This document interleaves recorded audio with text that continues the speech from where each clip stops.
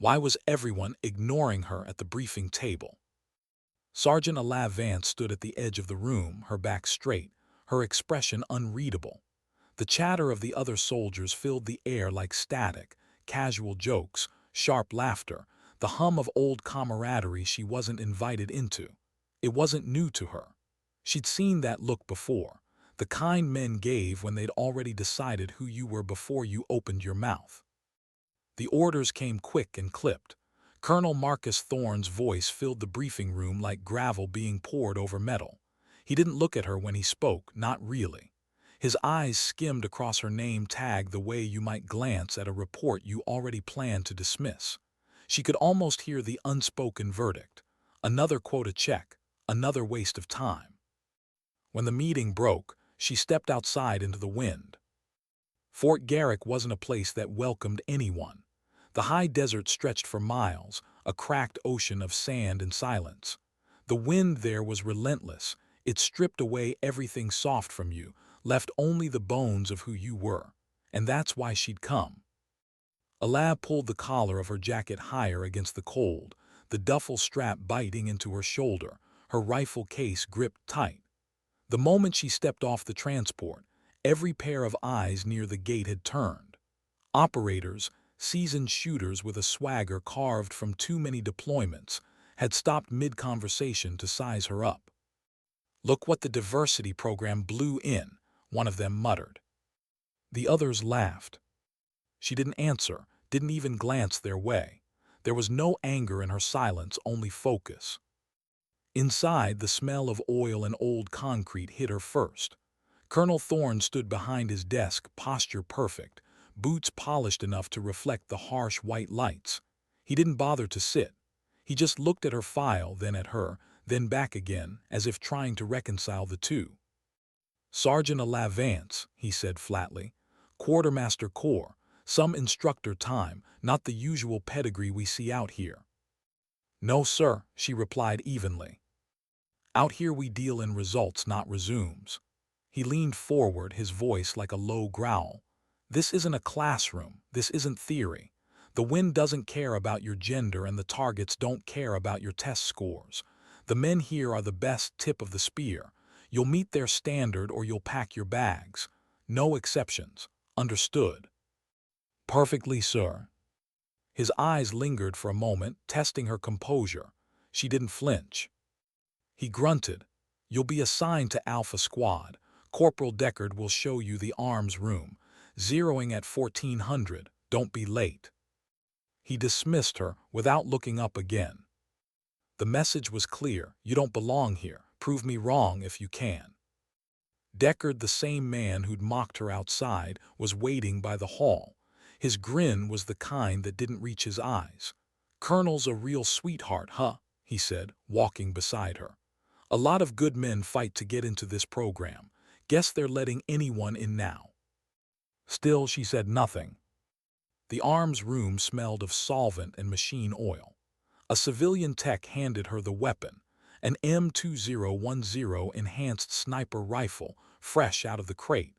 It gleamed under the overhead lights, a mix of desert tan and matte black steel. Vance took it like one might take a sacred instrument. Her fingers ran along the chassis, checking every screw, the fit of the bolt, the break of the trigger. The weapon's balance felt right, almost alive in her hands. "She's got a kick," Deckard said, leaning against the counter. "Win mag, you sure you can handle it?"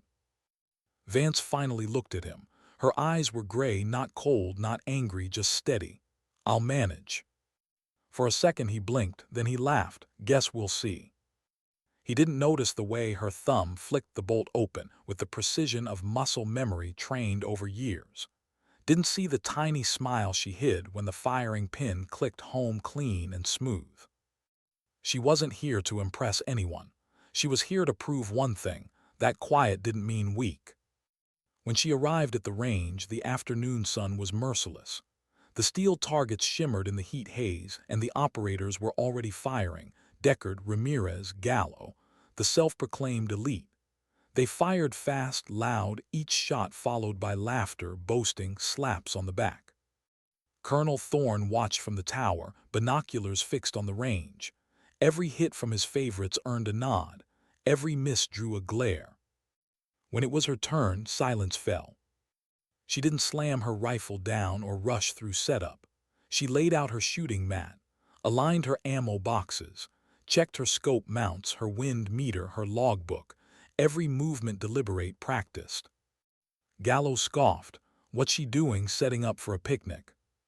Probably read that in a manual, Deckard said, just loud enough for the colonel to hear. Hey, Sergeant, this ain't study hall. Point and shoot.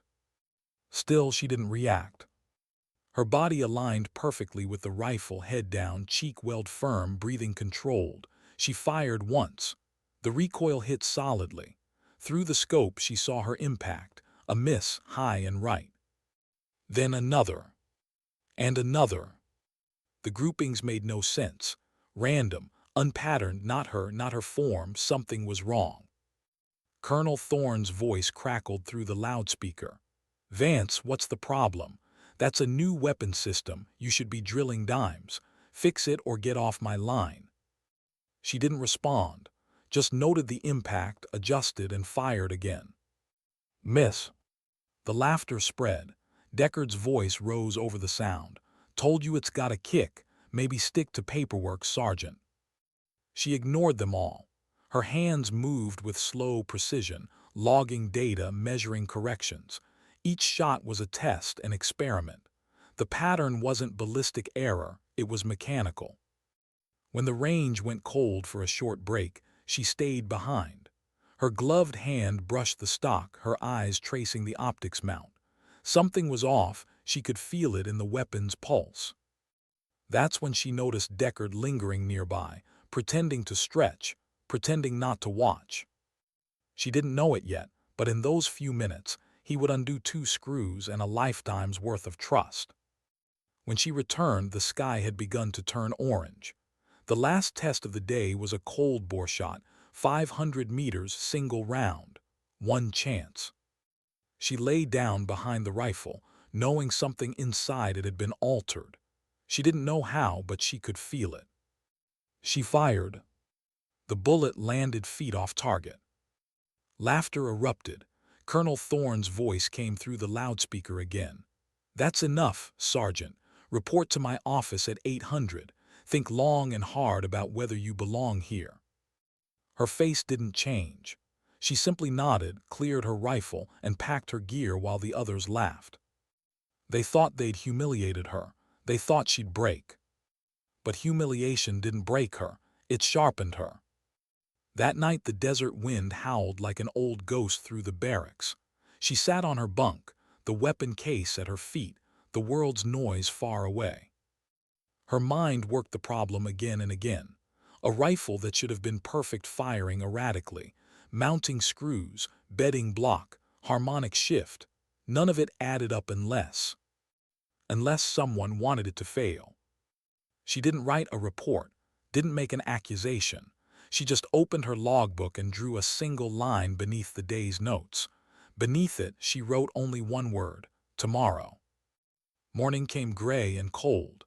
The wind carried dust like fine smoke. Colonel Thorne's briefing was brutal. The gauntlet, he said, 167 targets, variable range, wind unpredictability, miss 3 in a row disqualified, miss 10 in total you're out, pass rate, less than 10%, you'll move, adapt, survive, or fail. Begin. Every man straightened up. Every breath on the line seemed to tighten. Vance didn't move, not yet. Her calm made the others uneasy. The first shot broke the silence, hers. Miss. Second shot, miss again. Third, completely off. The digital screen lit red beside her name. 2 consecutive misses. She could hear Gallo whisper, "Told you she couldn't hang." Deckard's voice followed, smug. "Guess it's time for her to pack it up." Colonel Thorne's voice barked from the command post, "Get her off my range. Liability." The range officer started toward her, clipboard in hand, pity in his eyes. But she didn't get up, didn't even look away from the scope. Her hand reached for her radio, voice calm, unshaken. "Request permission to inspect my weapon, sir," she said. The officer hesitated. "Colonel said, my weapon system is failing catastrophically and unpredictably," she interrupted, her tone even, professional. "I'm calling a technical ceasefire per Operational Safety Protocol 723 Bravo." Silence. Deckard froze. Ramirez looked over. The colonel's face turned red through the glass of the command post. "Negative, Sergeant," Thorne's voice came back hard. "Your time is up, off the range." She keyed the mic again, her voice like ice. "With respect, sir, denying this request would constitute a procedural safety violation. I require 5 minutes to diagnose the malfunction. Your call, Colonel." The desert wind held its breath. Thorne said nothing. The clock ticked. Finally his voice returned, sharp with barely contained rage. "Fine, 5 minutes, then you're done." "Thank you, sir." She set down the rifle, rolled out her tool kit. Every movement was deliberate, no panic, no wasted motion. She was in her element now. For her this wasn't a crisis, it was a puzzle. The others watched, some mocking, some curious, none speaking. She disassembled the rifle with the precision of a surgeon. The world around her shrank, only the rifle and her heartbeat remained. When her fingers brushed the raised edge of the scope mount, she stopped. Too loose. She tightened it carefully. Then the bedding block. She pulled out a flashlight, examined the recess, and froze. A glint of metal, no bigger than a grain of sand, caught her eye. A shim. Deliberate, hidden. Her jaw tightened. She tweezed it out, held it up between 2 fingers, looked up, her eyes locked on Deckard. He knew. And in that second, he felt smaller than he ever had in his life. She dropped the sliver to the ground, crushed it beneath her boot, and went back to work. 4 minutes, 12 seconds later, the rifle was reassembled, perfect again. "Shooter ready," she said softly. And when she pulled the trigger, the bullet sang true. The shot broke across the desert like thunder, clean and final. A second later came the sound they'd all been waiting for, the unmistakable metallic ping of impact. Perfect center hit. The wind seemed to pause, as if even the desert needed a moment to process what had just happened. Colonel Thorne lowered his binoculars, blinking once, twice. He'd expected another failure, another excuse, not this, not perfection. The murmurs along the firing line rippled like a quiet wave. Men who had mocked her, who had whispered under their breath, now stood silent. The laughter that had filled the range only minutes ago was gone. Alav Vance worked the bolt with measured grace, ejected the spent casing, chambered a new round. No celebration, no smirk, just calm, quiet efficiency. The next target, 820 meters. She adjusted, her thumb brushing the windage dial, eyes tracing the mirage through the scope. A gentle exhale. Crack. Ping. Another hit. Then again. And again. Targets fell one after another, 950, 1,000, 1,100. Each shot precise, each adjustment instinctive. The men who had laughed now stood behind her, not daring to speak. Even Thorne, up in the command post, leaned forward, hands gripping the edge of the table. His aide, Lieutenant Kenji, stared at the data feed on his tablet. "Sir," he said quietly, she's not missing." Thorne didn't answer, he just watched. Down on the line, Vance's world had narrowed to a rhythm. The breath, the trigger, the recoil, the sound of steel in the distance. Her heartbeat slowed with every shot. Her body and the rifle were one. She no longer fired bullets, she conducted them. Deckard, standing several lanes away, hadn't moved. The blood had drained from his face, and the smugness that had once filled it was gone. Each ping was a nail in the coffin of his arrogance. He knew exactly what had been in that rifle, the loose screws, the sliver of metal, and he knew what her finding it meant. She wasn't guessing, she knew. And she wasn't saying a word. The silence from her, was worse than any accusation could have been. At target 50, her pace never slowed. Her breathing didn't falter. Sweat beaded at her temple, but she didn't wipe it away. She just reloaded, recalculated, fired. In the command vehicle, Lieutenant Kenji's fingers danced over the tablet. Numbers scrolled faster and faster. "Sir," he said, almost whispering now, "her shot grouping it's perfect. I've never seen this before. Look at her score." Thorne didn't need to. He could see it with his own eyes. He'd seen expert marksmen before. He'd seen perfection in training environments. But this was beyond that. This was something else. "She's not just good," Kenji said. Sir, I think I know who she is." Thorne's eyes flicked toward him. "What are you talking about, Lieutenant?" "I checked her file again," Kenji said, swallowing hard. "The one marked classified under the quartermaster section. I pulled her restricted record." Thorne's jaw tightened. "You what?" "I had to know," Kenji said quickly. "Sir, she's not just some instructor. Her last assignment was blacked out in the system, but the call sign came through." Thorne glared, and Kenji's voice dropped to a whisper. "Ghost." Thorne froze. The word hung in the air like smoke. Every special operations unit had heard the name. A legend whispered in the barracks, passed between fire bases, never confirmed. A sniper who had appeared and disappeared across multiple theaters.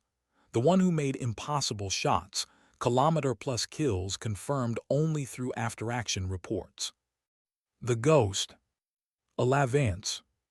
Thorne lowered his binoculars slowly, his jaw tightening as realization hit. He hadn't been evaluating her.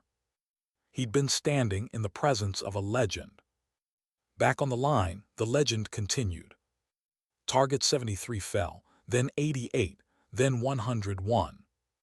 Her body was locked in a rhythm older than fear. There was no fatigue in her motion, only precision. She read the wind like a language, adjusted for humidity, air density, mirage distortion. Every trigger squeeze was deliberate, no hesitation, no doubt.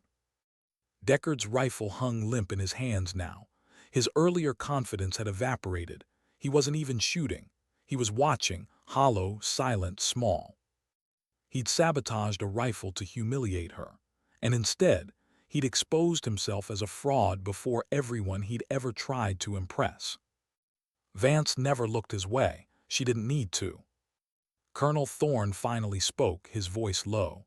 "Get me a range check. I want every reading confirmed. Wind, elevation, temperature. I want to make sure this is." "It's not luck," Kenji interrupted, unable to hide the awe in his tone. "Sir, it's art." Thorne said nothing. He didn't like being wrong, but for the first time in years he didn't care. At 120 hits, the barrel of her rifle glowed faintly in the desert light. Heat waves shimmered from the steel, but her shots remained flawless. She was reading the heat distortion through her own mirage. That was impossible. Her cheek pressed against the stock again, her breath steadied, her finger closed on the trigger. Crack. Ping. The sound was softer now, as if the valley itself had grown reverent. Some of the men on the line began to lower their rifles, stepping back. They weren't competitors anymore. They were witnesses. Every ping carried weight. Every shot said something none of them could put into words. Thorne exhaled slowly. How many targets left? Kenji checked the feed. 47. Thorne's gaze stayed fixed on her. Let's see if she misses one. She didn't. The desert sun climbed higher. Sweat rolled down her neck, but her focus never broke. She adjusted, fired, moved, adjusted again. The minutes passed like breaths. Target 130. Ping. Target 140. Ping. Colonel Thorne had gone quiet. The entire command post had. No one spoke, no one dared. On the range, Deckard finally stepped back from his lane, his rifle slack in his hands. His throat burned with something he hadn't felt in years, shame. Ramirez muttered, "What the hell are we watching?" Deckard didn't answer. His voice was gone. Vance loaded her final magazine. The wind had changed, sharp and unpredictable now, whipping sand across the valley floor. Any normal shooter would have waited for a lull. She didn't. She read the swirl, the shift, the invisible pull of the air, and fired through it. Ping! Target 150. Lieutenant Kenji stared at his screen, whispering almost to himself. 150 hits, 0 misses. Thorne didn't answer. His eyes were locked on her. He remembered every word he'd said to her in that office, every dismissive glance, every order. And now, all of it felt like sand in his mouth. She was the one teaching him. Vance reloaded again. The last row of targets waited, small steel silhouettes stretched far across the valley floor, distances exceeding 1,200 meters. The final gauntlet. This was where even his best men failed. The wind currents here were unpredictable, swirling between ridges, carrying bullets inches or feet off course. But she was calm still. Her face unreadable, her breathing steady. The first shot ping. The second ping. Each impact like a drumbeat in the distance. When she reached target 160, even Thorne's hardened facade cracked. His lips parted slightly, almost in disbelief. Target 165 was a hostage silhouette at 1,450 meters, a target so small it looked like a white speck against the dust. She adjusted her elevation knob by 3 clicks, waited for the gust to settle, then fired. 2 seconds of silence. Then ping. A headshot. Gasps rippled down the line. Even the wind seemed to change direction, carrying that sound back to her. 2 targets left. She reloaded one final time, chambered the last round. The final target sat at 1,500 meters, beyond normal range for that rifle, at the edge of ballistic decay. The kind of shot that separated marksmen from myths. She exhaled slowly, shoulders relaxed, eyes steady through the scope. She fired. Silence. 1 second, 2, 3. Ping. The faintest, softest sound, but it was there. 167 for 167. Perfect. For a long moment, nobody moved. The only sound was the whisper of the wind across the valley. Then somewhere behind her, someone let out a shaky breath. Colonel Thorne stepped out from the command post. His boots crunched over gravel as he made his way down the range, past the stunned operators, past the silence. Every step echoed like an admission. He stopped beside her. Vance was kneeling, carefully clearing her rifle, her face as calm as ever. "The wind's supposed to be impossible today," he said quietly. "It's just data," she replied. He stared at her for a long time. Then finally he nodded once slowly, deliberately. It was the first real acknowledgement he'd given her since she arrived. "Get your gear, Sergeant," he said. "You're on the roster for Operation Nightfall, briefing at 1800. Then he walked away. The message was clear to everyone watching. The legend wasn't joining them, she was leading them. As the sun began to sink, Deckard stood motionless near his lane, rifle limp, heart pounding with guilt. The laughter that once filled him now curdled into shame. He looked down at the patch of dirt where she'd crushed that tiny sliver of metal. It was gone now, lost in the dust, just like the man he'd been that morning. He thought he'd humiliate a woman. Instead, he'd exposed a ghost. That night, long after the others were gone, a single light burned at the end of the barracks. Vance sat at a metal table under the cold glare of a bulb, her rifle disassembled in neat, perfect order. The air smelled of oil and solvent. Her movements were slow, deliberate, ritualistic. Each wipe of the cloth across the steel was like a heartbeat, calm and methodical. The chaos of the day dissolved in the rhythm of her work. The rifle had been sabotaged, broken, redeemed. So had she. A shadow moved in the doorway. Deckard, hands in his pockets, eyes lowered. He stood there, silent, unsure, then stepped forward and placed something on the table. A brand new torque wrench, still sealed in its plastic case. The kind of precision tool only a true craftsman would use. He didn't say a word, just left it there, his apology forged in steel. She didn't look at him, didn't speak. Her hand paused over the weapon, fingers brushing the new wrench for half a second. Then she gave a faint nod. Not forgiveness, not friendship. Just acknowledgement. Deckard exhaled, turned, and disappeared into the darkness. Vance finished assembling the rifle, each piece clicking into place with soft finality.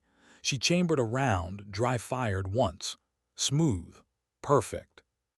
Her reflection shimmered faintly on the steel, shadowed, quiet, human. A ghost reborn. And as the night wind whispered through the valley, the moral of her silence spoke for her. Sometimes dignity doesn't argue. It simply acts. Why did she say yes? That was the question running through every mind at Fort Garrick the next morning when Sergeant Ala Vance, quiet, calm, and still carrying the same rifle she'd repaired herself, walked into the tactical briefing for Operation Nightfall.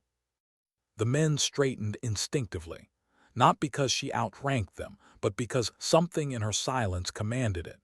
She moved with the precision of someone who'd stopped needing to prove anything long ago. The mission board glowed in the dimly lit room, maps, satellite feeds, heat signatures. The desert shimmered on the display like a living thing. Colonel Thorne stood at the head of the table. His tone was clipped, but there was a subtle difference now, less bark, more respect. "You all know why you're here," he said. "Nightfall is a live-fire operational test. We're deploying a small recon and interdiction unit into the Keshar Basin. Enemy activity confirmed, high-value relay installations. We go in, neutralize, exfil before dawn. No support. No margin for error." He looked at the faces around the table: Deckard, Ramirez, Gallo, then finally Vance. For the briefest moment, his eyes met hers. "Sergeant Vance will be your Overwatch lead." Silence. It wasn't shock anymore. It was acceptance, quiet, uneasy, but real. Thorne continued, "You'll insert by rotary wing. Vance sets Overwatch on high ground, coordinates with the assault element. You miss your marks, she keeps you alive." He paused, "And if you've got a problem with that, I don't care." The corner of his mouth twitched, almost like the ghost of a smile. "Questions?" "None." When the room cleared, Deckard lingered by the door. His eyes flicked toward her once, uncertain, guilt still etched into every movement. He opened his mouth, then closed it again. Words weren't enough anymore. Vance simply nodded, the faintest acknowledgement, and continued checking her pack. Preparation was her ritual. Every strap tightened the same way. Every magazine seated with a small click. Every tool and round logged by hand. Her hands moved with quiet precision, and the world narrowed to the work. The flight out was silent. The only sound was the heavy chop of the rotor blades and the hiss of the wind through the cabin. The men sat shoulder to shoulder, faces lit by red cabin lights. Vance sat across from Deckard. Neither spoke. Outside, the desert stretched forever, an endless sea of dunes under a starlit sky. The pilot's voice crackled over comms, 3 minutes. Vance reached into her pack, pulled out the scope cap from her rifle, and brushed a single grain of sand from the lens. A small, quiet motion, but one that somehow carried more focus than anyone else in the cabin. The helicopter banked, descending over the basin. The terrain below looked alien: crags, ridges, black rock veins cutting through sand. Perfect for ambushes, perfect for mistakes. The team dropped into darkness. Boots hit dust. The sound disappeared into the wind. Vance moved ahead without hesitation. She didn't need to ask where to go. Her mind mapped the terrain instinctively: angles, cover, lines of sight. Every rock, every ridge a part of the equation. She found her perch halfway up a slope overlooking the basin. From there, she could see everything. The flickering lights of enemy sentry towers, the shimmer of heat signatures along the ridges, the faint glint of metal deep within the valley. She set up her bipod, adjusted her scope and watched. Her breathing slowed, her pulse settled. The rifle became an extension of her, alive, aware, ready. Through the comms, Thorne's voice came low and even. Alpha Team, position check. Deckard set. Ramirez set. Gallo on the move. A pause. Then Vance, Overwatch in position. 2 tangos northwest ridge. 1 on patrol, 1 stationary. Recommend 30-second delay before movement. Winds shifting left to right, 6 meters per second. Her voice was calm, analytical, stripped of emotion, but it carried weight. The men adjusted instantly. 30 seconds later, they moved. The first engagement was textbook. Gallo took the flank, Ramirez breached low. Deckard advanced under cover. Vance's first shot came before they even called for it. A single suppressed crack. A guard on the ridge dropped silently, his flashlight tumbling down the rocks. Overwatch 1 clear, she whispered. Copy that, Deckard muttered through comms. Nice timing. He didn't realize he was smiling until the next shot came. Another guard down. Another perfect calculation of distance and wind. For a long time it was just that: silence, precision, movement. The rhythm of professionals in sync. But missions never stay perfect. Halfway through the valley, a secondary patrol appeared, unexpected, unmarked, moving faster than predicted. 3 hostiles, then 5, then 9. The team froze, pressed against the jagged rocks. Deckard's voice came sharp through comms. We're pinned North Ridge, movement closing fast. Vance scanned through her scope. The patrol was fanning out, their flashlights cutting through the dark like knives. She had seconds, no time to relay corrections, no margin for error. Her breathing slowed. Focus on the rhythm, she told herself. Winds rising, adjust half mil left. Elevation steady. Move the breath, not the barrel. Crack. 1 down. The others dropped to cover. Crack. Another hit, center mass. 2 down, Deckard whispered, awed. Vance didn't reply. She shifted targets again, tracking movement between shadows.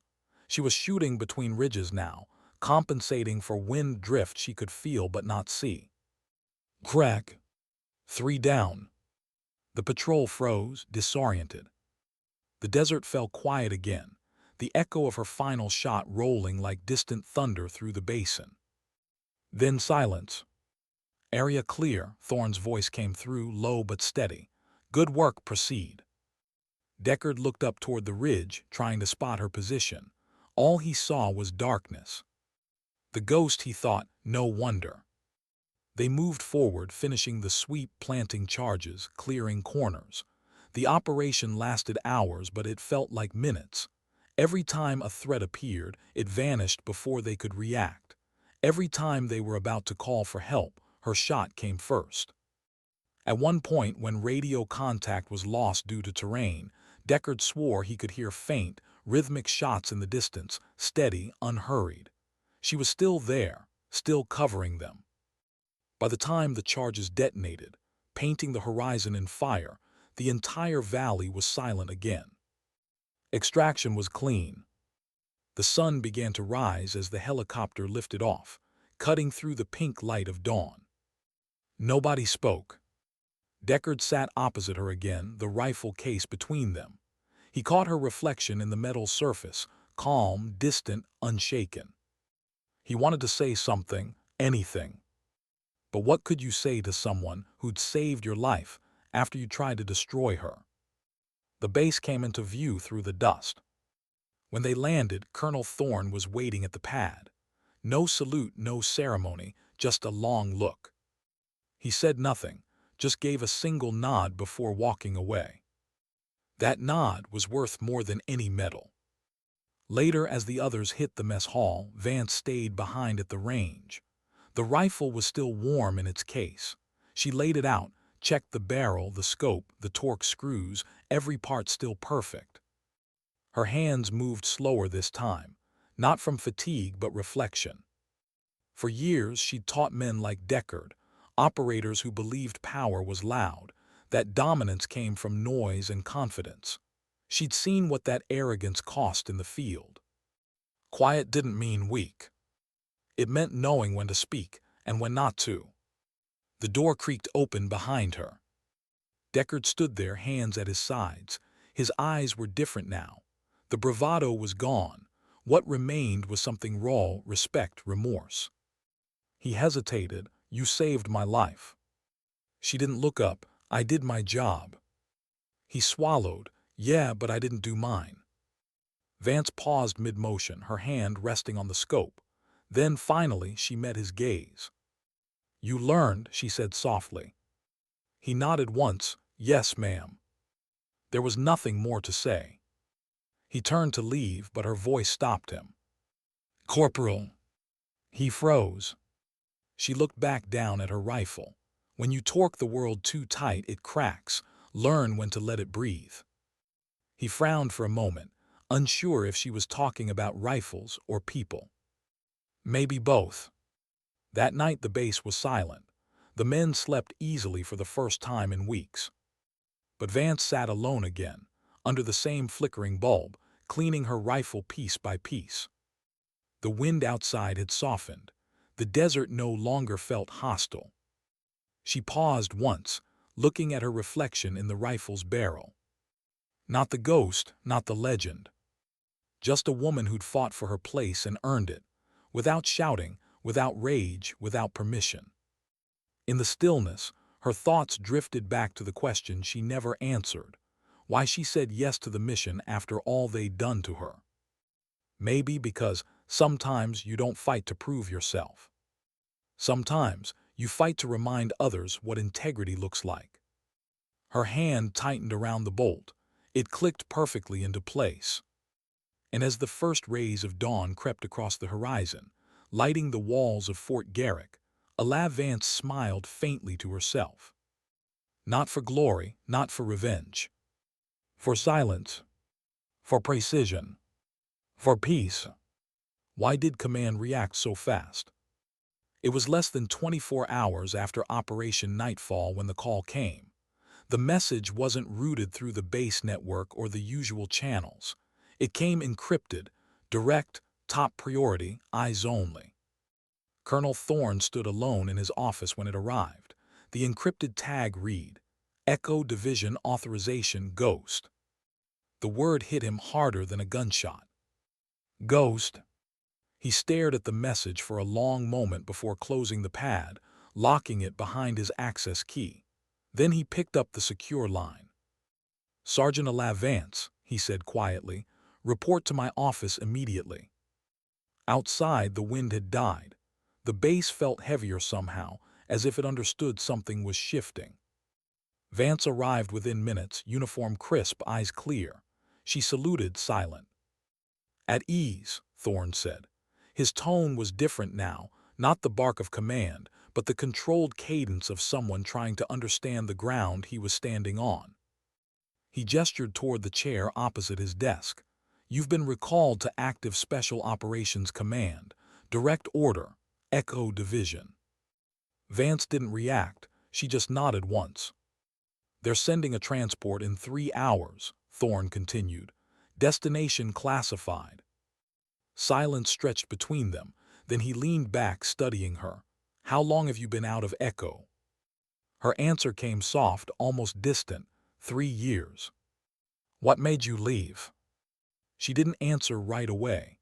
Her eyes drifted to the window, the pale desert light cutting across the office floor. "Sometimes you have to step back," she said, "before the silence stops meaning peace." Thorne didn't fully understand, but he didn't press. "Whatever this is," he said finally, "they wanted you by name. That doesn't happen often. I don't know what they're planning, but I hope they know who they're waking up." Her mouth curved in something that wasn't quite a smile. "They always do, sir." He stood, extended his hand. For the first time since she'd arrived, he shook hers. "Good hunting, Sergeant." The helicopter came just after dawn. She packed light, rifle, sidearm, journal, and one worn photograph folded neatly inside her jacket pocket.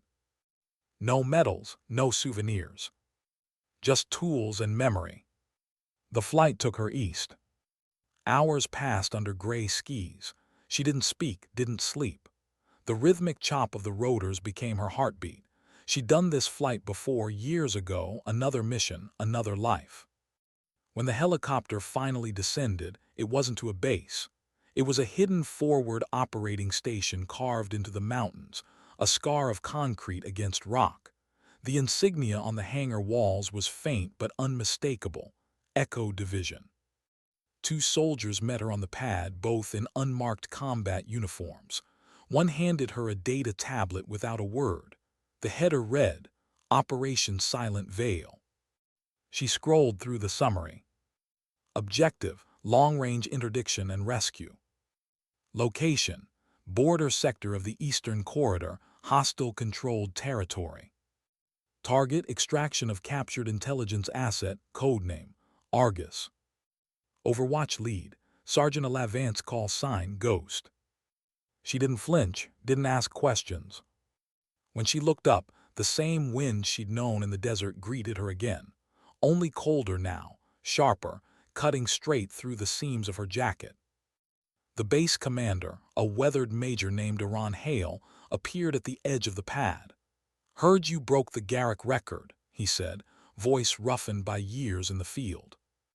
Vance just gave a faint shrug. It was a good day. He smiled. "You'll need a few more good days before this is over." Inside the ops room, the lights were dim, the air filled with the hum of screens and generators. A small map flickered in the center of the room, mountainous terrain dotted with enemy encampments. Hale gestured toward it. "Our asset being held here, an abandoned mining outpost turned relay station. We've got confirmation of hostiles, heavily armed. We can't go loud. We need precision. You'll be 2 clicks out, overwatch and coordination. We'll have a ground team in motion at 0300.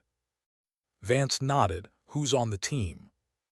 Hale hesitated. "You'll know them." When the door opened again, she did. Deckard, Ramirez, Gallo. They froze when they saw her. For a second, no one spoke. "Guess we're following the Ghost again," Gallo said finally, his tone low but not mocking this time. Deckard looked like he'd aged 10 years since Garrick. "We're ready, ma'am." Vance studied them in silence for a moment, then turned back to the map. "Then you know what to do." The plan came together like clockwork. Under moonlight they moved. The climb through the mountains was brutal: thin air, shifting gravel, cliffs that fell into nothing. Every step carried the weight of silence. The men had learned something since Garrick: talk less, listen more. Vance led from the rear this time, eyes always scanning the horizon through her scope.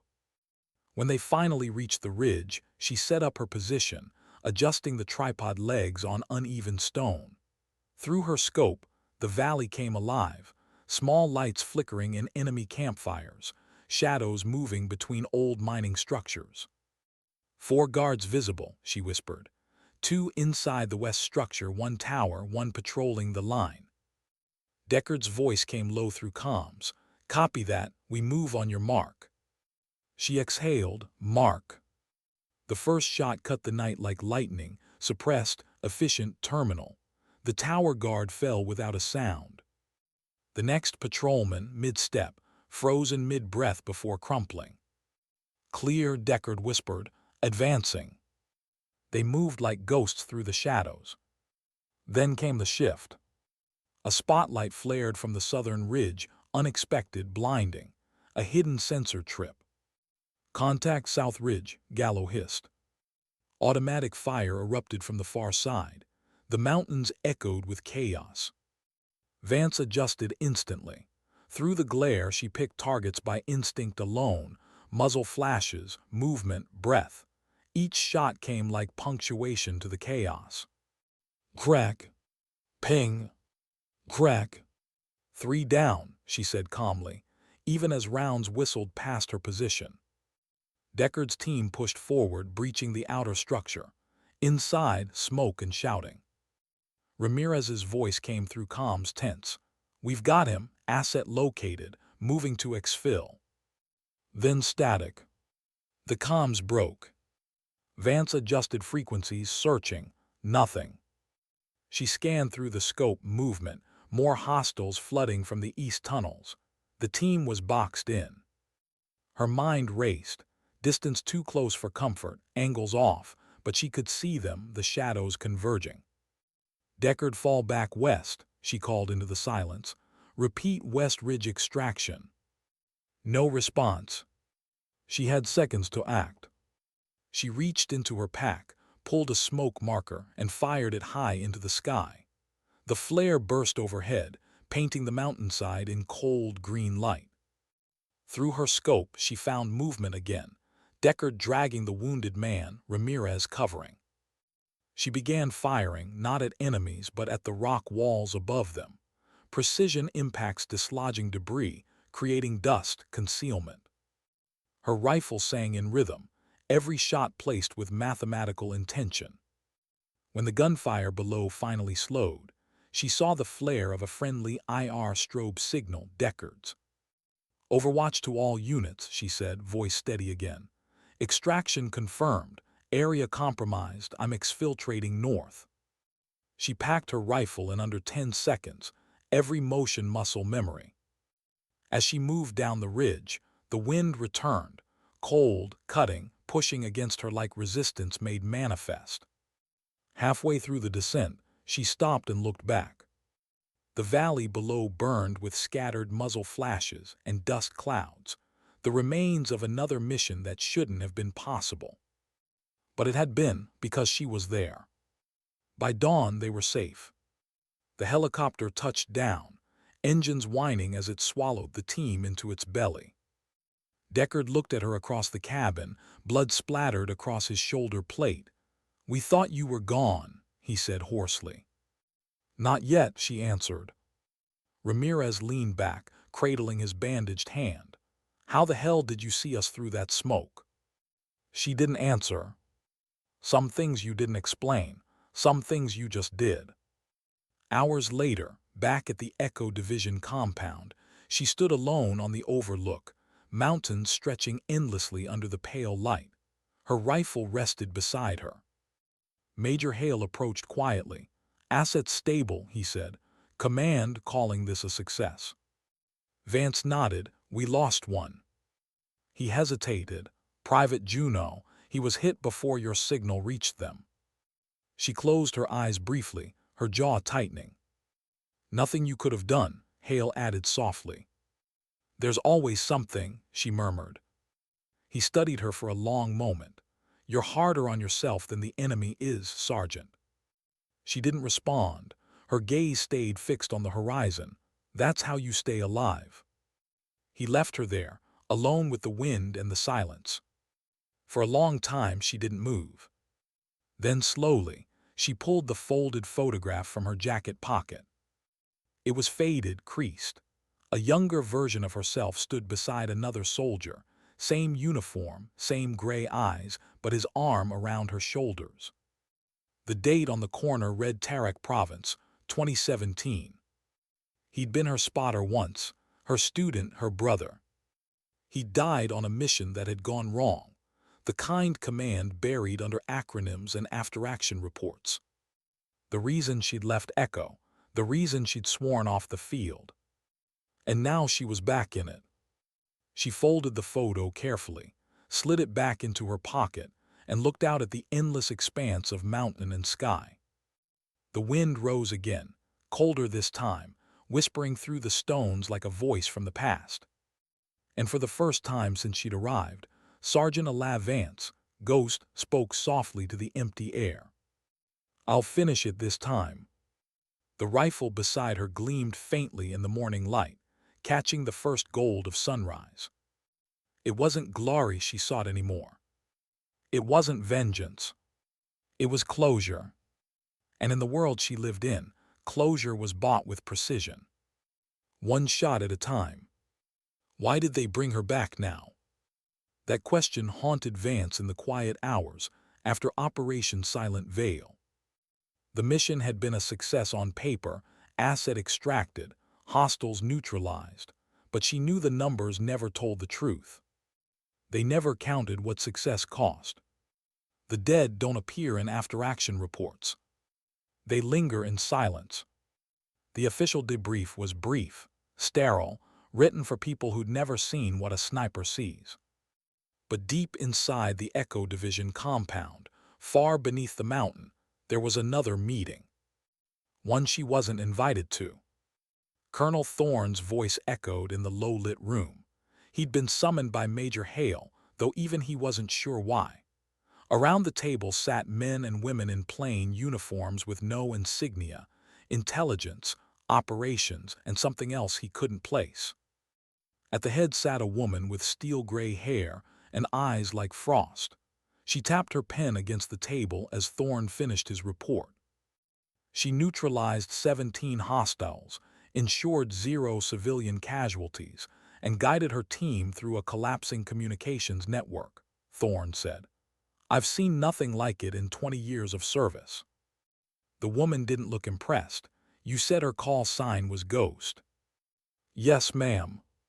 She leaned back, the same ghost that disappeared after Tarak Province. Yes. A pause. She wasn't supposed to return to field work, another officer said quietly. That incident. She requested the recall herself, the woman interrupted. Thorne frowned. No, ma'am, she didn't. That made the room still. The gray-haired woman finally looked up. You misunderstand, Colonel. Her recall didn't come from us. It came from above us. Above? The Strategic Operations Council. Thorne's mouth went dry. You mean they? She nodded. They reactivated Ghost for something we're not cleared to see. Thorne's voice was steady, but his pulse was. Ma'am, with respect, if they're sending her back out without telling us why, that's a mistake. Vance isn't a weapon, she's a person. You push her too far. The woman raised a hand. You think we don't know that? Silence again. Then she said, almost softly, You're right, Colonel, she's not a weapon. She's the consequence of using one. Vance wasn't in that meeting. She was in the armory, stripping her rifle down to the bare skeleton again. The cleaning ritual calmed her, but this time, something lingered behind her focus, unease. The kind that doesn't announce itself, just settles deep in the gut. Her reflection in the barrel looked older. Tired. She thought about the photo again, the one of her and her brother in Tarak Province. He'd been the best spotter she'd ever had, sharp and loyal, a natural in the field. They'd called him Arrow because his aim was straight and his heart was true. But the mission they'd run together had gone bad, intel compromised, extraction missed. When the firefight started, she'd been the one to call the order to fall back. He hadn't made it. She'd carried that weight ever since. And now, she was being asked to step into the same shadows that had swallowed him. 3 days later, Hale called her into the operations room. New orders, he said simply. The map on the wall flickered to life again. A sprawling city appeared, gray rooftops, tight streets, scattered lights. The label read, Sector 9. A warlord-controlled capital, deep in contested territory. Intel says one of the captured transmitters from the Keshar Basin was broadcasting on an encrypted frequency, Hale explained. That signal originated here, inside Sector 9. He tapped the screen. The voiceprint match belongs to someone we thought was dead. Vance's eyes lifted. Who? Hale hesitated, then Arrow. The word hit like a bullet. She stared at him, her face unreadable but her hands stilled. That's not possible. Hale nodded. That's what we thought, but the analysis doesn't lie. The transmission was short, distorted, but the signature matched his operational frequency. The higher-ups want confirmation. If he's alive, we extract him. She didn't move for several seconds. Then quietly, When do we leave? They went in under cover of storm. The city was chaos, a labyrinth of shattered buildings and hollow echoes of a war long forgotten by the rest of the world. Rain fell in sheets, softening the edges of the destruction, but not the danger. Deckard's team moved through the narrow streets like ghosts, shadows in motion, silent and disciplined. Vance followed the rhythm she knew by heart, checked the angles, watched the wind, see the patterns no one else can. But tonight the rhythm felt wrong. Something pulsed beneath it, familiar, painful, human. Her brother's name. They reached the rendezvous point by midnight. The old bell tower loomed above the ruins, broken and rusted, its top half open to the rain. It gave her the perfect vantage. She climbed the staircase slowly, boots whispering against the stone. The wind carried the faint scent of smoke and fuel. The city below was a chessboard of lights and movement. She set her rifle on the ledge and peered through the scope. The crosshairs cut through the rain, steady as her breathing. Then she saw it, a signal flare, faint and coded, from a window 3 blocks north. The frequency matched Echo Division's old communication pattern. Her heart stopped. It couldn't be. She tapped her comms. Deckard, I've got movement grid 92, check for thermal. Deckard's voice came back. Confirmed, one heat source looks stationary. Any hostiles? Negative.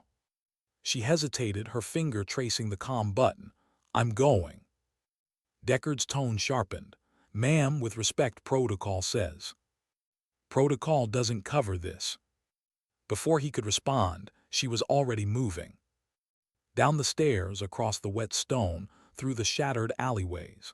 The rain masked her steps. Every corner, every shadow, she moved with the same fluid precision she'd taught for years.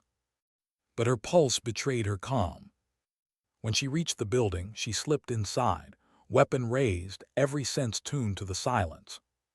The room was dark, lit only by the flicker of a dying lamp. And then she saw him. Sitting against the far wall, wrapped in a torn field jacket, gaunt and pale, but alive. Her breath caught, Arrow. He turned his head slowly, eyes glassy, unfocused. Then faintly, Vance. For a moment she couldn't move, her rifle lowered by instinct. You're supposed to be dead, she whispered. So are you, he rasped, his voice raw. She knelt beside him, scanning his condition, malnourished, bruised, weak. How long? He coughed, tried to smile. Too long, they used me, thought they could turn me. I let them think they did. Her throat tightened. Why didn't you signal earlier? He looked at her with something like sorrow. Because I didn't want you to find me. Before she could answer, the wall behind them shook with the force of an explosion. Contact, Deckard's voice crackled over comms. Ambush south corridor. She grabbed her rifle, eyes narrowing. They followed us. Arrow tried to stand, but she pushed him back gently. Stay down. She positioned by the window, scanning the street below. Hostiles in the open, 7, maybe 8. They were moving tactically, sweeping, methodical. They weren't scavengers, they were trained. Her rifle barked once, one target fell. Again. 2 down. Deckard moved north. I'm pinned with the asset. Static. She fired again, every motion automatic. The building trembled under impact rounds. Dust fell from the ceiling like ash. Arrow groaned, clutching his side. They want me alive. I noticed. She reached for her secondary weapon, a compact carbine, checked the mag and turned to him. You can walk. He nodded weakly. Then stay behind me. They moved through the building as rounds shattered the windows and tore through walls. The air filled with smoke and debris. Every hallway was a memory. Tarak Province, that same chaos, that same guilt. Not again.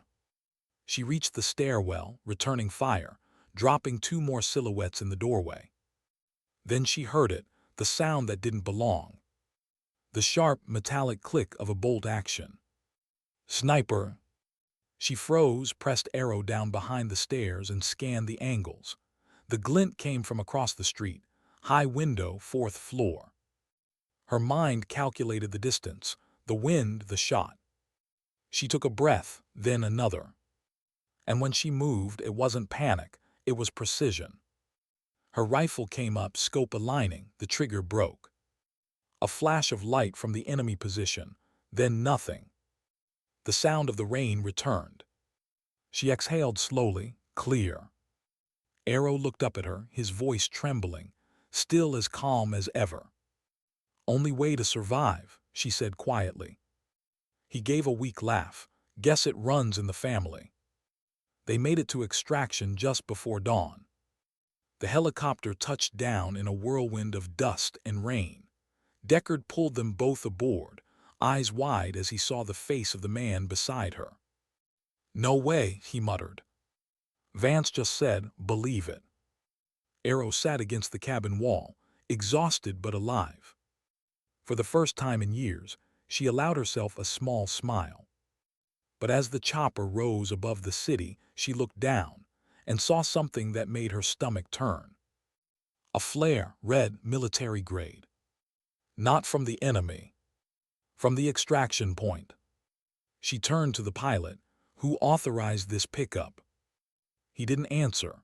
His headset crackled with an unfamiliar voice, calm, detached, official. "Ghost, welcome back to the grid. The operation is complete. Deliver the asset to Grid Echo 7 for transfer." Her eyes narrowed. Transfer to who? No response. Arrow's gaze met hers. Fear flashed there, real, raw, human. "Vance," he said softly, "they're not rescuing me." And in that instant she understood. They hadn't reactivated her to save him. They used her to find him. She didn't move. For a long, unbearable moment, only the sound of the helicopter filled the silence, the heavy thrum of blades slicing through gray morning air. Then Vance looked at the pilot again. "Who gave you those coordinates?" He didn't answer. His eyes stayed forward, jaw tight. "Pilot," she said, voice sharper now, "repeat. Who ordered this extraction?" Still nothing. Arrow shifted beside her, breathing hard. The side of his face was streaked with dried blood and rain. "They were never going to save me," he whispered. "I told you, I let them find me, but I didn't think they'd send you." Vance reached up, yanked the comms cable from the pilot's headset. Static hissed through the cabin. "You're diverting without authorization," she said. "You either tell me who you're working for, or I assume hostile intent." The pilot's knuckles whitened around the stick. "Ma'am, I was ordered direct from Central Command. You're not cleared to." She didn't let him finish. Her pistol came up, calm and steady. "Turn us around." "Sergeant." "Now." The man hesitated, beads of sweat forming at his temple. Then, slowly, he banked the chopper north. Arrow stared at her, half in disbelief. "You're hijacking your own extraction." She holstered the weapon. "No," she said, "I'm correcting the coordinates." They touched down an hour later in an abandoned valley, old supply depot from the first conflict, long forgotten by maps. The wind tore through the cracked hangars and hollow steel frames. Vance stepped out first, rifle drawn, scanning the horizon. Empty. Arrow followed, stumbling slightly. She caught his arm before he fell. "You shouldn't have come back for me," he muttered. "You shouldn't have been alive to come back for." That earned the faintest smile. Inside the hangar, they took shelter beneath a rusted roof. Rain hammered against the metal like a heartbeat. Vance stripped the locator beacon from the chopper and crushed it under her boot. "That'll buy us an hour, maybe two." Arrow leaned against a crate, exhausted. "They're not going to stop, you know." "I'm counting on it." She sat opposite him, silent for a moment. The tension between them wasn't anger. It was old grief, shared but unspoken. Finally she asked, "Why you? What did they want?" He rubbed his hands together, trying to warm them. "They wanted Echo's old list, the black book of informants we built before Tarak fell. Names, codes, payment routes. They used me to rebuild it. Said they were securing them, but I found out half were being sold. Vance's expression didn't change, but something in her eyes hardened. Sold to who? Private contractors, warlords, anyone who could pay for leverage. She leaned forward. You're saying Echo was running a ghost market? He nodded. Not Echo, the people above it, the ones who kept us in the dark. The Strategic Operations Council, she said quietly. Arrow looked up startled. You know about them? I didn't, until they reactivated me. Back at Echo Division Command, the storm was spreading.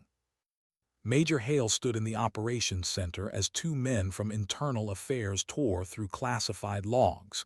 She diverted the chopper mid-flight. One of them barked. Changed course to an unregistered valley. Communication cut at 700. Did she extract the asset? Hale asked.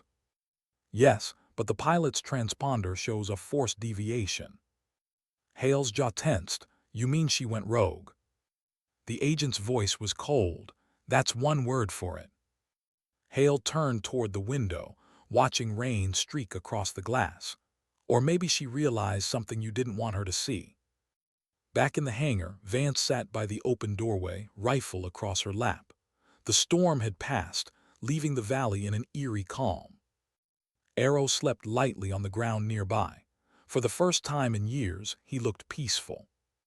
But Vance couldn't rest. Her mind replayed every decision since her recall. The secrecy, the sudden orders, the encrypted messages that bypassed the chain of command. None of it fit protocol. She reached for her comms pad and powered it on. The encrypted log opened, lines of code flickering across the display. Hidden beneath her mission data was a subchannel, something that shouldn't have been there. When she decrypted it, a single phrase appeared. Ghost's assignment, locate and terminate subject Arrow. Her stomach dropped. Terminate. She stared at the words until her vision blurred. Then she shut the pad off, slowly, deliberately, as if trying to erase the moment itself. She looked at her brother again, sleeping, fragile, alive. They used her. Used her skill, her loyalty, her guilt. And she'd almost followed orders without question. By dawn, Arrow was awake again. He caught the look in her eyes immediately. What happened? She didn't answer right away. They never meant to rescue you. He nodded once. I figured. You don't sound surprised. Vance, you taught me everything I know about the field. You also taught me this. No one sends ghosts unless they need something buried. She looked at him then, something fierce and pained flickering behind her calm. I'm not burying you. He gave a faint smile. Then you better start running before they find us. I'm not running either. Then what? She looked out toward the rising sun. I'm ending it. 2 hours later, she was on the move. The pilot, bound but unharmed, watched as she loaded gear into an old Jeep from the depot's garage. Arrow climbed into the passenger seat, still weak but focused. Where are we going? He asked. Back to the source. The council. She nodded. If they want a ghost story, I'll give them one. The drive was long, mountain passes, broken highways, the silence between them filled with unspoken memories. Once they'd ridden together like this before, two soldiers chasing something they believed in. Now it was survival. At one point, Arrow glanced over. You still keep that photo? She hesitated, then reached into her jacket pocket, pulled it out. Always. He smiled faintly. You never changed. You did, she said softly. I had to. Their eyes met, and for the first time since Tarek, they both laughed, a quiet, tired laugh that carried a lifetime of pain behind it. By evening, they reached the outskirts of the old command hub, a hidden satellite complex disguised as an abandoned research site. The council's field relay was inside. Vance parked the Jeep behind a collapsed wall. The air smelled of dust and old metal. Arrow checked his weapon, hands shaking slightly. You sure about this? No, but you're doing it anyway. Always. They moved through the compound, silent, efficient, connected by memory and trust. Inside the main hall, the lights were still on. That meant someone was waiting. And someone was. Colonel Thorne. He stood in the center of the room, arms crossed, eyes tired. I figured you'd come here, he said quietly. Vance didn't raise her weapon. You knew. I suspected. The order came from above me and the encryption was off. I couldn't stop it. You could have told me. And risk your life, he said. You'd have gone anyway. She said nothing. He looked at Arrow, recognition flickering in his eyes. You're supposed to be dead. Arrow smirked weakly. It's a family trait. Thorne sighed. Listen, the council's pulling strings you can't see. They're running a black series under Echo, using ghost operatives to eliminate witnesses from past operations. You two are both liabilities now. So they clean up their mess with ghosts, Vance said coldly. That's their way. Then I'll show them another way. Thorne stepped closer, lowering his voice. You don't stand a chance against them, Vance. They'll erase you before the report even reaches the board. She met his gaze. Then they'll have to find me first. She turned to leave, but Thorne caught her arm. You're not thinking straight. What's your plan? She looked at him for a long moment. Expose them, make it loud. They control the channels but not the truth. Thorne stared, conflicted. That's suicide. Maybe, but it's honest. He hesitated, then handed her a drive.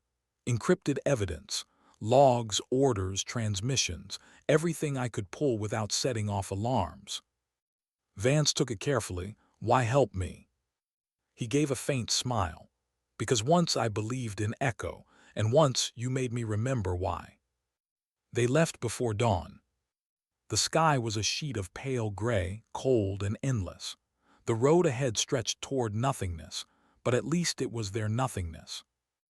Arrow leaned back in the seat, weak but alive. What happens when we run out of road? Vance's answer came soft. We find another one. He smiled faintly, still stubborn. Still breathing. They drove in silence for a while. Then from the radio, static, faint, distant. A voice. Ghost, this is command control. You are ordered to surrender the asset and yourself immediately. Non-compliance will result in termination. Vance turned the radio off. Arrow chuckled quietly. They're still calling you Ghost. She smiled to herself, eyes on the horizon. Let them. The jeep rumbled on, dust trailing behind it like a shadow. They didn't know how far they'd get. Didn't know if the world would believe them. But for the first time in years, they were free. No orders, no lies, no ghosts but their own. And sometimes freedom isn't loud. It's a quiet road, a steady engine, and the sound of rain fatting behind you. How long can a ghost outrun the living? That question lived in her head as the days turned to weeks. The roads bled into mountains, the mountains into wasteland, and still, there was no place that felt safe. Every radio frequency carried the same coded message. Ghost and asset considered rogue, termination authorized. To the world, they were already dead again. But that was fine. Vance had learned long ago that being dead was the best way to stay alive. They moved mostly at night, old supply routes, abandoned comms towers, the skeletons of wars no one remembered. Arrow was recovering, but slowly. The infection in his leg had worsened, and Vance had been forced to cauterize it herself under the dim light of a storm lantern. He hadn't screamed, not once. That was how she knew the war hadn't left him either. 3 weeks after their escape, they found shelter in a forgotten outpost on the edge of the highlands. The place was nothing more than a crumbling bunker, but it had power, a signal relay, and, most importantly, privacy. Arrow slumped against the wall as Vance booted up the console. "What's the plan?" he asked, his voice rough. She connected the encrypted drive Thorne had given her. Expose them. He raised an eyebrow. You really think the council's gonna sit quietly while you broadcast their crimes? I don't need them to sit, she said. I need them to panic. The screen flickered, rows of classified data flashing by. Names, operations, asset logs, kill orders. Every line told a story someone had buried. Jesus, Arrow whispered. They erased whole units, not just witnesses, entire platoons. Vance's face stayed calm, but her fingers tightened on the console. Tarek was one of them. Arrow looked at her sharply. You mean? They didn't lose comms that night, she said softly. They cut them. They wanted us expendable. Our unit was bait. He stared at her, disbelief giving way to fury. You're saying they killed? Yes. The silence after that wasn't quiet. It was heavy, like the air itself didn't want to carry what she'd said. Arrow's hand trembled slightly as he reached for the data pad. We send this out, now. Not yet, Vance said. We send it right before they find us. He frowned. Why? Because they'll try to discredit it, delete it. But if it's live, broadcast from a moving signal, they'll never contain it in time. Arrow looked at her, a grim smile forming. You always were the patient one. And you always were the reckless one. For the next 48 hours, they worked nonstop. Vance rewired the old signal relay, turning it into a mobile uplink. Arrow decrypted and tagged the files with open-source markers, making sure the data couldn't be erased once it hit the network. They barely spoke except for the practical things. Code lines, signal strengths, the occasional curse when something sparked. But beneath the silence was something softer, something like peace. When they finished, the bunker was humming, a ghost network ready to scream. Vance sat back exhausted. It's done. Arrow leaned against the console, breathing hard. You think this changes anything? Maybe not, she said, but it makes it harder for them to lie. He nodded slowly. You know what they'll do once it's out. I know. He looked at her then, really looked. You're not scared, are you? She smiled faintly. I stopped being scared the day they broke my rifle. He laughed softly, shaking his head. That story went around even after you left. The sniper who hit 167 targets with a broken scope. She looked away. That wasn't pride, that was anger. He chuckled, still sounded like legend to the rookies.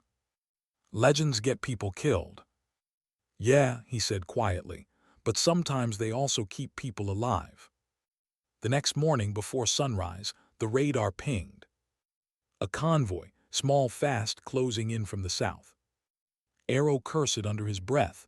They found us. Vance was already moving. Time to make them listen.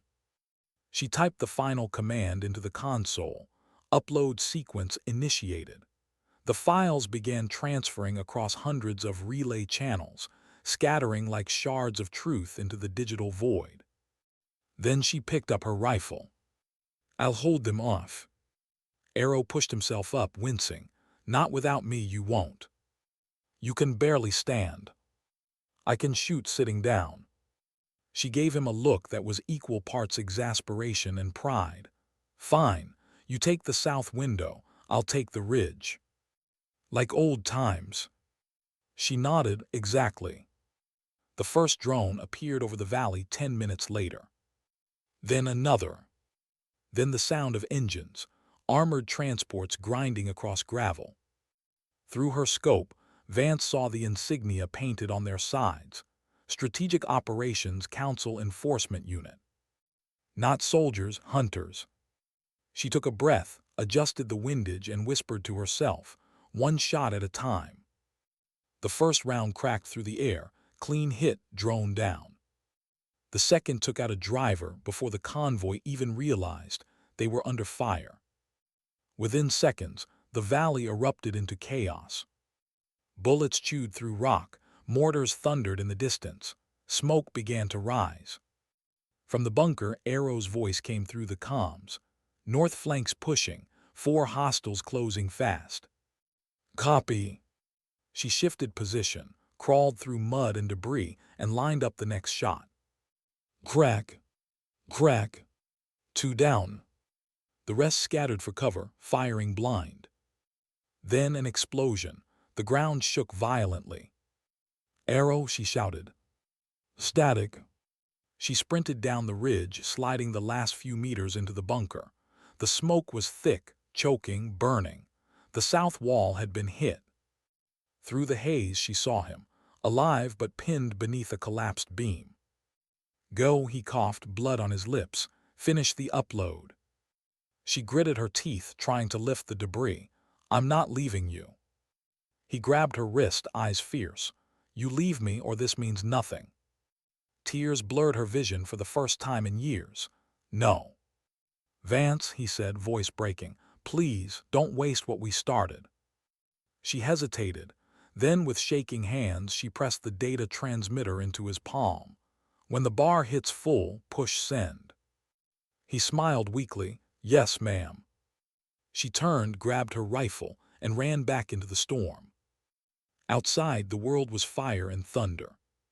She moved like a phantom, through smoke, through fear, through the sound of men shouting orders they didn't understand. They called her Ghost, but they'd never known what that meant.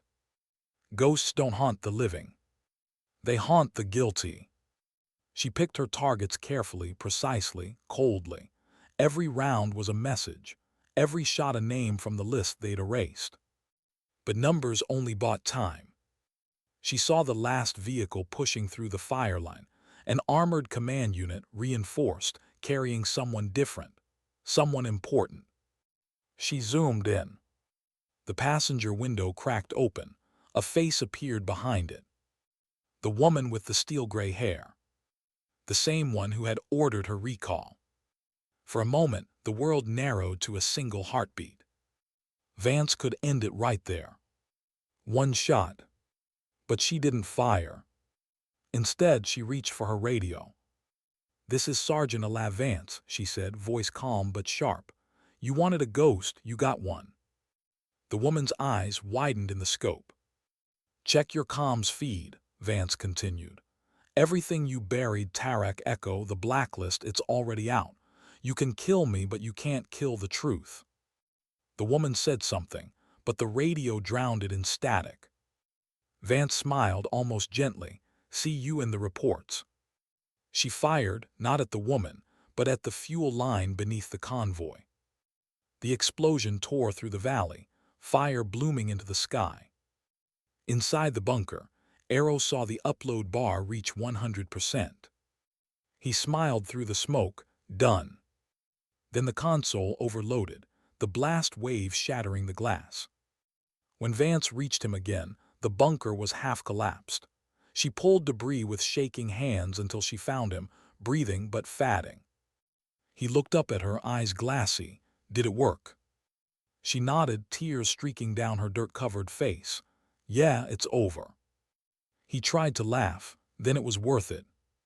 Don't you dare, she started, but his hand found hers. Hey, he whispered, don't be a ghost forever. His grip went slack.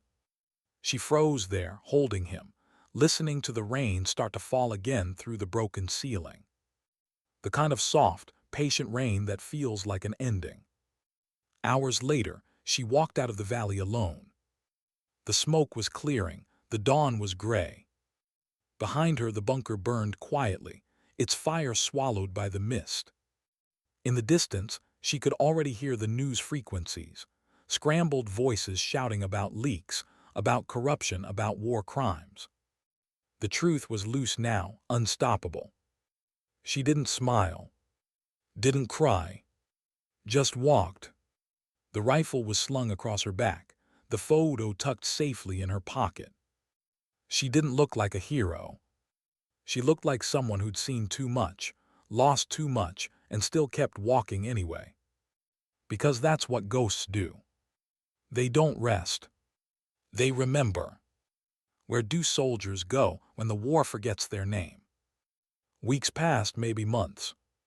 Time lost meaning once she stopped running. The leaks went everywhere, networks, intelligence boards, encrypted channels, even the civilian media. The Strategic Operations Council denied it all, of course. They always did. But denial doesn't stop a fire once the smoke is seen. Whispers turned into questions. Questions into hearings. Hearings into resignations. The truth had done what bullets never could. It broke the machine from the inside. But Alav Vance wasn't there to see it. By the time the story surfaced, she was already gone. Some said she vanished into the borderlands, taking her brother's tags with her. Others claimed she joined a resistance cell overseas, still fighting under a different name. And then there were those who believed the simpler version, that she died in that valley, buried beneath the ashes and the rain. But the truth, as always, wasn't that clean. It started with a man named Thorne. The colonel had been reassigned after the council fallout, stripped of command, reassigned to liaison duties. But when the hearings began, he did something no one expected. He told the truth. He walked into the tribunal, hands shaking but eyes clear, and placed a single file on the desk. Operation Silent Veil. Ghost's file. Every shot she took, he said, was to protect people who lied to her, but she never stopped believing in the idea that the uniform could mean something better. He paused, voice trembling. I'm not here to clear my name. I'm here to make sure hers isn't forgotten. The room fell silent. In the years that followed, more reports surfaced, scattered, unconfirmed sightings. A sniper on a ridge line during an evacuation, protecting civilians from unseen hostiles. A woman in worn fatigues delivering medical supplies through a war zone, always one step ahead of the fighting. No name, no insignia. Just a mark on the shell casing left behind, a single scratched letter A. Ghost stories, they called them. Whispers soldiers told each other on sleepless nights when the radio went quiet and the horizon felt too wide. Someone watching over us, they'd say. And if you listened closely, you could almost hear her breath in the wind. But there was one person who knew where she'd gone. Major Hale. He found her 3 years after the tribunal, in a small coastal village far from the reach of any satellite. She lived quietly, helping fishermen repair their nets, teaching children how to aim pebbles at empty cans for fun. Her hair had turned silver at the edges. Her rifle was gone. He didn't say her name when he saw her, didn't have to. Did they find peace? She asked. Enough, he said, not justice, but enough. She nodded slowly, her gaze drifting toward the sea. That's all it ever is, enough to keep moving. He hesitated, then said, They cleared your record, posthumous commendation. They think you died in the valley. Her lips curved in a faint smile. Let them. You could come back, you know. There's room for people who still believe. She looked at him then, eyes calm, steady. Belief built the system that burned my brother. He sighed. You're not angry. No, she said softly. I'm tired. They stood in silence for a long moment, the sound of waves breaking in the distance. Finally, she reached into her pocket and handed him something small, a dog tag, worn and bent. He deserves a name, not a file, she said. Hale looked down. It wasn't hers. It was Arrow. He swallowed hard. You're sure? She nodded. Tell them he was the one who started the leak, the one who made them listen. And you? He asked quietly. I was never here. He wanted to say something, to ask her to stay, to help rebuild, to forgive. But he saw in her eyes that she already had her answer. So he just said, thank you. She smiled faintly. Don't thank me, Hale, just make it mean something. When he looked back a moment later, she was gone, walking down toward the pier, fading into the mist like the sea had claimed her. Years passed. The world changed again. New conflicts, new powers, new uniforms. But her name never returned to the databases. Still, every now and then, a photo would surface. a grainy image from a field camera, a figure standing alone on a ridge, cloak fluttering, a rifle slung across her back. And below, carved into the base of a ruined outpost wall, a message in the old soldier's code. One shot, one truth.